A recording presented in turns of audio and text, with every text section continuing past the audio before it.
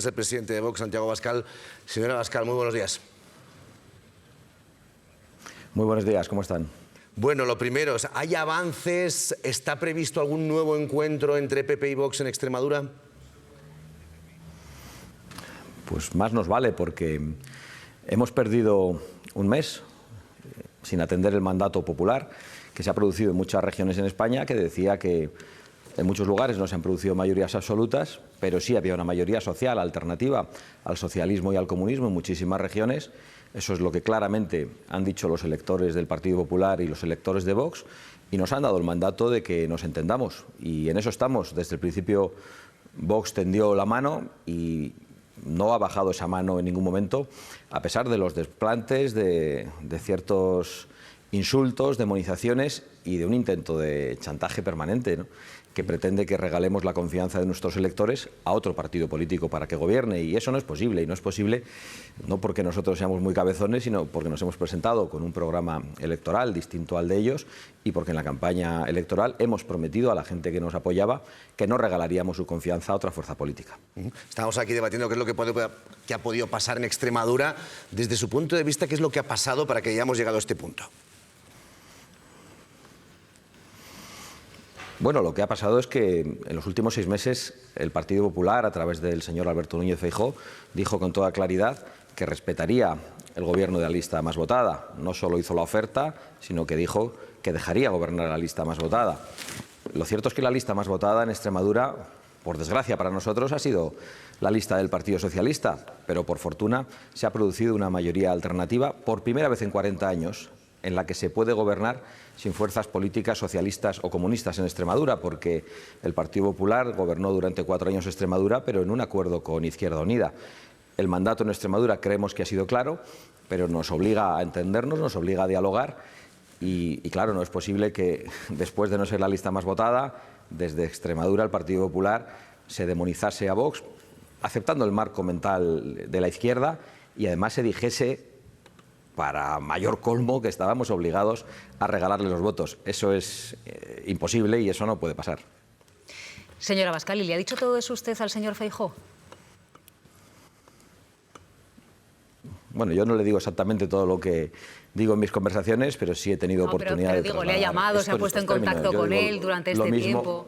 Después de lo que está pasando en Extremadura, se ha reunido con él, se ha tomado un café. Oiga, señor Núñez Feijóo, si es que estábamos cerca del pacto y fíjese lo que ha pasado. ¿No le ha llamado tan siquiera por teléfono?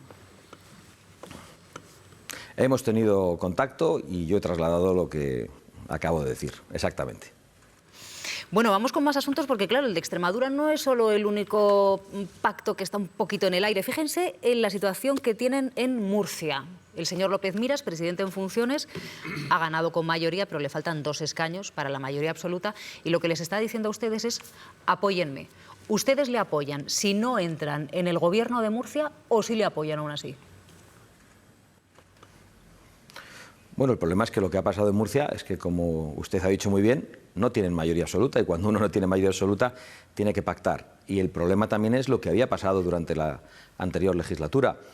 Vox llegó a un acuerdo de investidura con el Partido Popular y con el señor López Miras, no entró en el gobierno, ese acuerdo de investidura fue incumplido como en muchos otros lugares, y no solo eso, se produjo un caso de transfugismo en Vox, con 3 de los 4 diputados que teníamos en el Parlamento de Murcia, y el Partido Popular incorporó a su gobierno a los tránsfugas de Vox, es decir, no cumplieron el acuerdo con Vox y además gobernaron con tránsfugas en Murcia.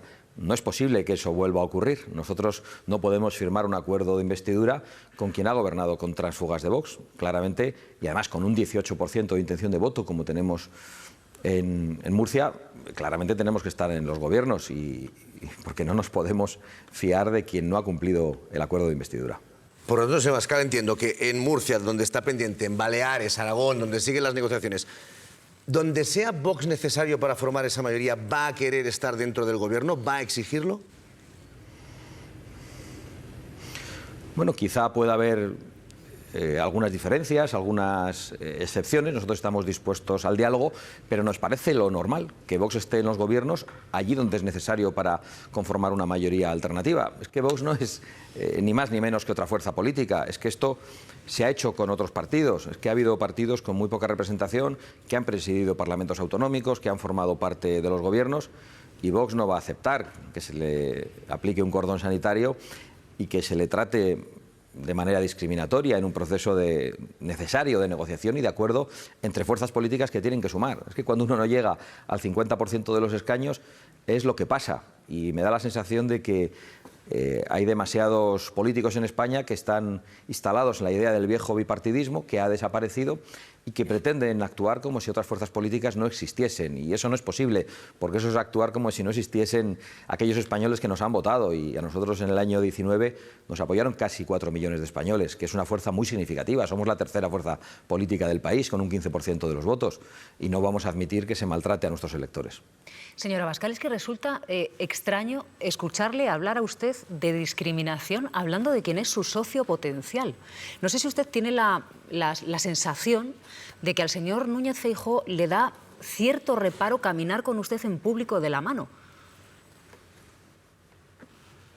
Hombre, yo no quiero caminar de la mano con el señor Núñez Feijóo, como lo dice usted. Yo lo que quiero es formar una mayoría alternativa. La entiendo. Pero que públicamente bueno, que yo no ustedes sé si digan, oiga, pues reparo, nosotros pero vamos probablemente... a pactar juntos, tenemos un proyecto, somos complementarios. Le digo que usted cree que su socio, de quien denuncia discriminación, lo acaba de hacer en este programa, tiene cierto reparo de reconocer que se va a coaligar con usted en el Gobierno de España. Pues es probable que tenga cierto reparo, porque ha aceptado el marco mental de la izquierda, el Partido Popular, y no es posible que sea la izquierda la que diga cómo tiene que ser la mayoría alternativa a la propia izquierda. Nosotros también tenemos muchas diferencias con el Partido Popular, hay muchas cosas del Partido Popular que no nos gustan. No nos presentamos a las elecciones deseando gobernar con el Partido Popular, ni ellos lo hacen deseando gobernar con nosotros, pero la democracia es así. Cuando uno no tiene la mayoría, tiene que alcanzar pactos, y es lo que yo estoy diciendo. No se trata de la simpatía, la identificación.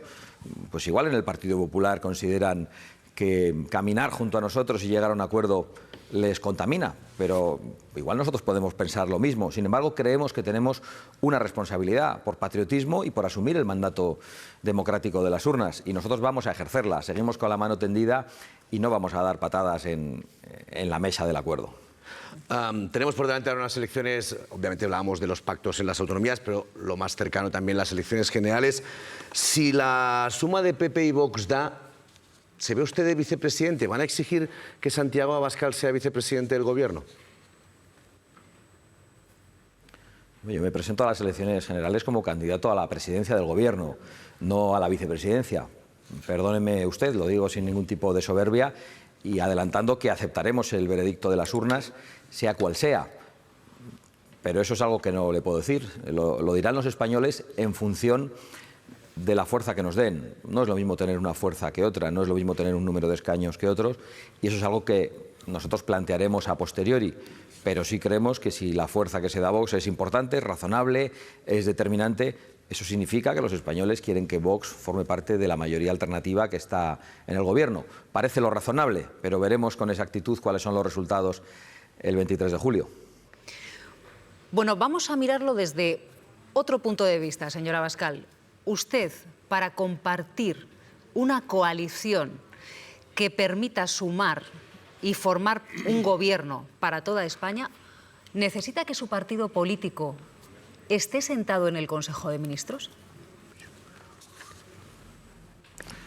Bueno, hace poco contestaba esa pregunta de otra manera. He dicho que los acuerdos de investidura con el Partido Popular para nosotros han sido infructuosos, no han sido cumplidos en muchos lugares. Habían aceptado derogar las leyes de memoria histórica en compromisos escritos con Vox y eso no se ha cumplido. Con lo cual, los acuerdos de investidura para nosotros, y ese es solo un ejemplo, hay otros muchos, los acuerdos de investidura, lo cierto es que para nosotros han quedado en papel mojado. Por lo tanto, parece razonable que nosotros también participemos de los gobiernos para asegurarnos de que el cambio, en la medida de la fuerza que nos den los españoles, y no más, que el cambio se produce. Y eso es lo que decimos con mucha tranquilidad y con mucha sensatez. Quiero decir, no entrar en el Gobierno, no sentarse en el Consejo de Ministros, señora Abascal, para usted sería una línea roja que impediría el pacto. Es decir, le pido que sea claro porque los votantes necesitamos saber a qué partido votamos y qué coaliciones se forman. Entonces necesitamos saber si Vox necesita estar sentada en el Consejo de Ministros, si presidiera, vicepresidiera, si formase gobierno con otra formación política que es a priori el Partido Popular.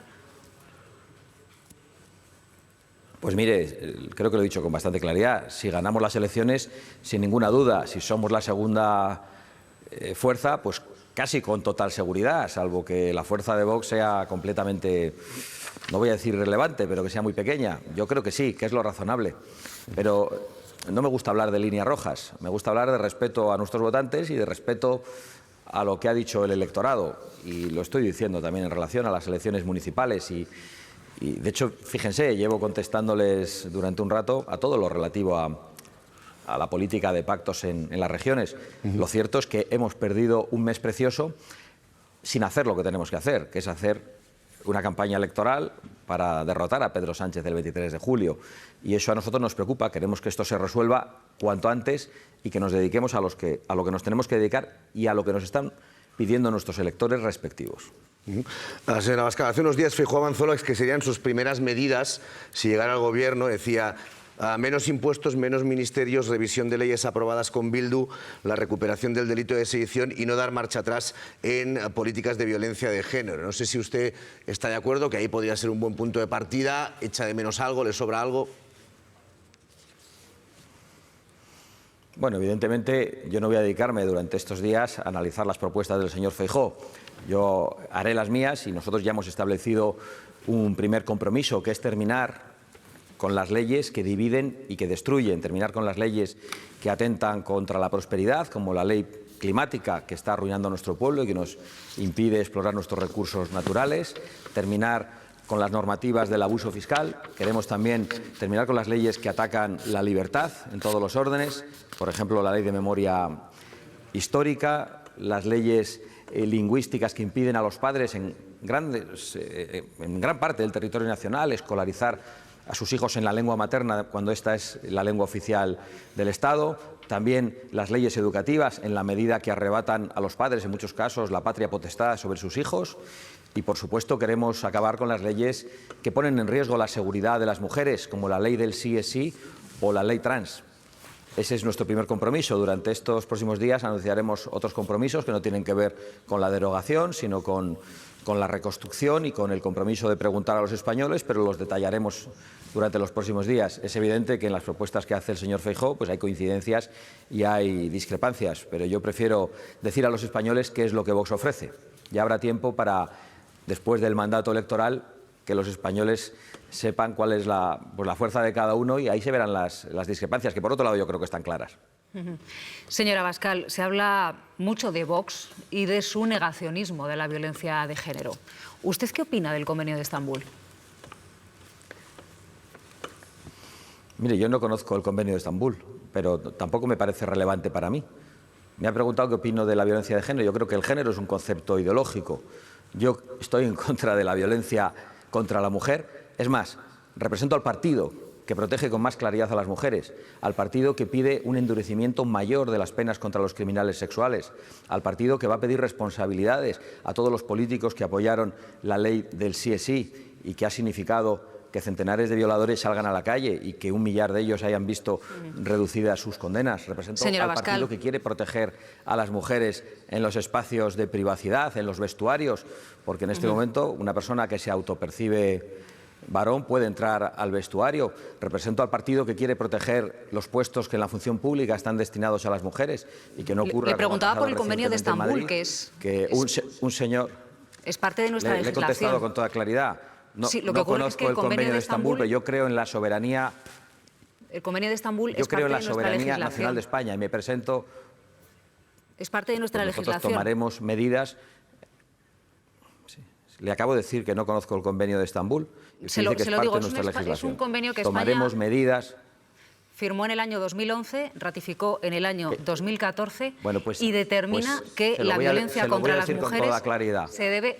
Un segundo. La violencia contra las mujeres se debe entender como una violación de los derechos humanos y una forma de discriminación contra las mujeres basada exclusivamente en el género. Nuestro país lo ha firmado, lo ha ratificado, está incorporado en nuestra legislación.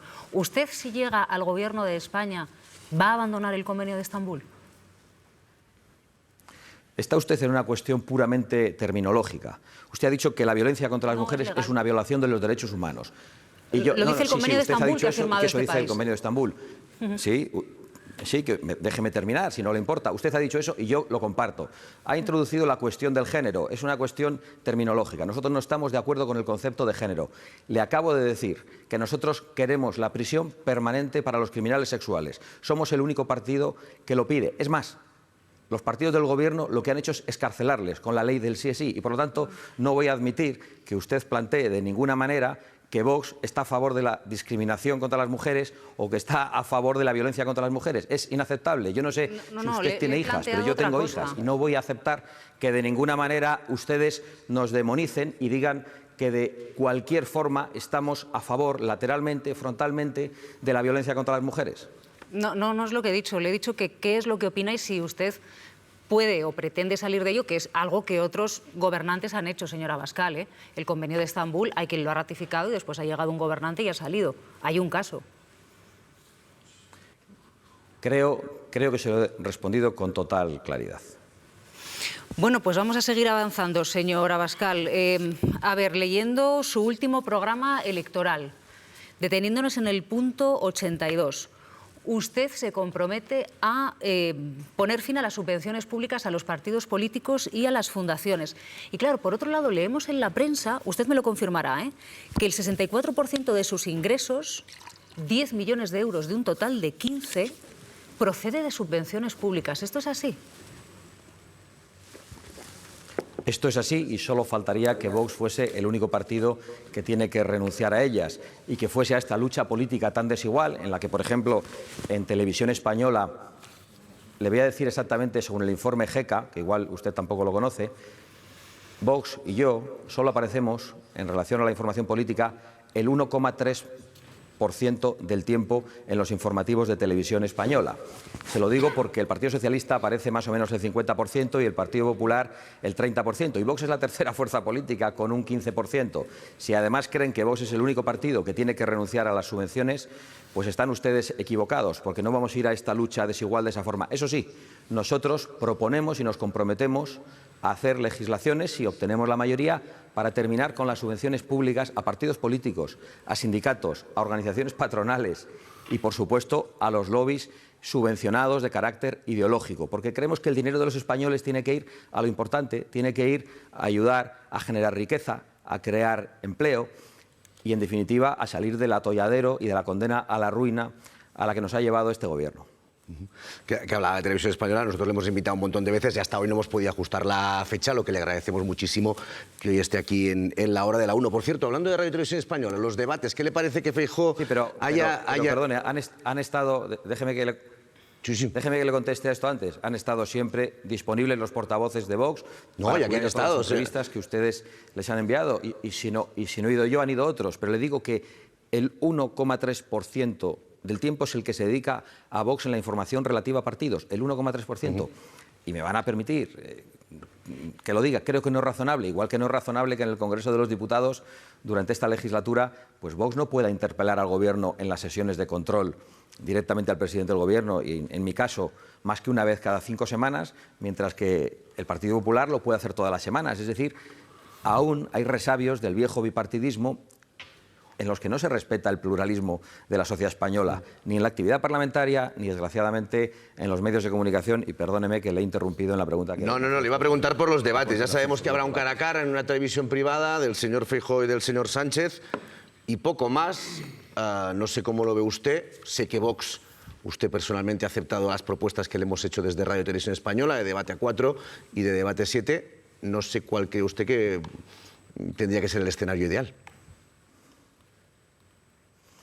Pues es un misterio. Yo he de decirles que me alegro de que hayan planteado ustedes debates más plurales. Hay pues otros medios que han planteado debates puramente bipartidistas que yo creo que no responden a la realidad de la sociedad española.